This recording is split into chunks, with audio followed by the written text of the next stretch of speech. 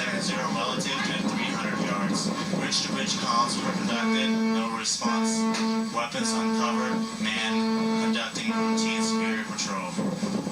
Appears to be unsafe, unprofessional.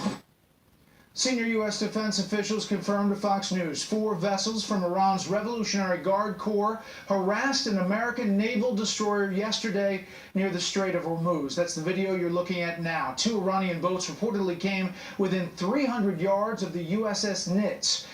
The U.S. Navy is calling the high-speed intercept by Iran unsafe and unprofessional. This is a Fox News Alert. I'm Brett Baer in Washington. It is another provocative move by Iran, adding to a long list, even after the nuclear deal with the U.S., capturing U.S. sailors, test-firing ballistic missiles, continuing to fund terrorist groups, rhetorically threatening the U.S. and Israel. Meanwhile, confirming today that just 2 days after steering $400 million in cash to Iran in a covert payment timed to coincide with the release of American hostages, President Obama and his administration paid the Islamic Republic 3 times that amount, another $1.3 billion in interest, wiring that money directly to Iran in 3 payments. The payments trace back to the 1970s and money Iran gave the U.S. for military equipment before the hostage crisis of that era erupted. And the U.S. responded back then by freezing Iran's assets.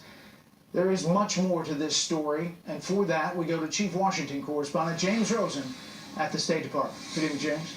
Brett, good evening. For the first time, the State Department has provided a timeline on when it made this $1.3 billion interest payment to Iran. Following a series of explosive reports from the Wall Street Journal, the Obama administration this month has sought to rebut charges that it paid ransom for 5 Americans released from Iranian captivity back in January, even as senior U.S. officials now admit they withheld the $400 million assembled in hard foreign currency until they received word that the hostages were being set free, a linkage of the prisoner release to the payments that spokesman for the State Department had previously denied. Now, in response to a report in the New York Sun, the Obama administration has confirmed that it was just 2 days later, on January 19th, that a Treasury Department account known as the Judgment Fund was used to send Iran an additional 13 payments, each for $99,999,999.99, or roughly $100 million each, to satisfy the interest that Washington negotiated with Iran.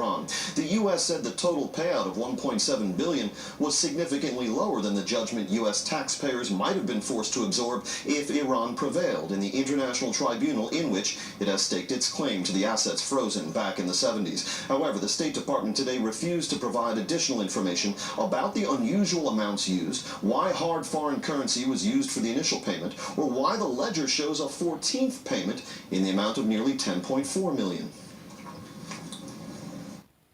We do make a practice of not commenting publicly on transactions, including settlement payments, due to the confidential nature of those payments and to respect the privacy of our international partners.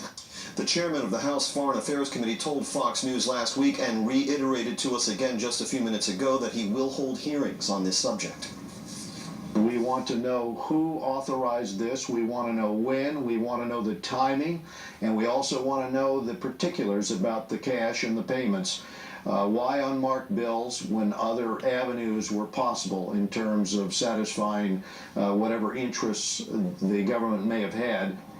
Now, those 13 payments of roughly $100 million each left 13 cents unaccounted for.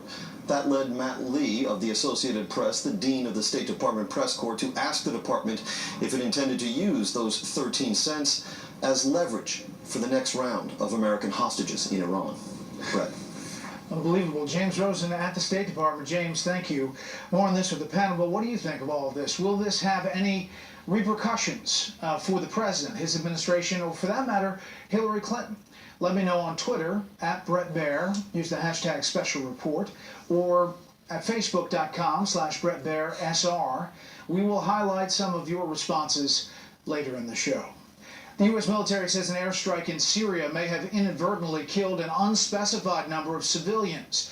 The U.S. Central Command says its internal assessment of Tuesday's airstrike near the city of Raqqa suggests the possibility of civilian casualties. It says a non-military vehicle drove into the target area after the weapon was fired from the aircraft, possibly killing the occupants of that vehicle. Gunfire, explosions, and chaos. That was how witnesses described the scene of an organized terror attack at the American University in Kabul, Afghanistan today. A security guard is dead and 18 people wounded. The search for the killer or killers is ongoing in Kabul. Correspondent Connor Powell has the latest from our Middle East newsroom tonight. Hi, Connor. Brett, for the last 6 hours, hundreds of Afghan students and teachers have been trapped inside the American University of Afghanistan. Though since there's been any report of gunfire, but these Afghan students and their primarily Western faculty have not been able to leave their classrooms. Now, Afghan security forces, aided by U.S. and NATO advisors, have been sweeping the grounds looking for any sign of remaining attackers. No group yet has claimed responsibility for the attack, which began around 7 p.m. local time. AUAF is home to more than 1,700 Afghan students, and it is an American government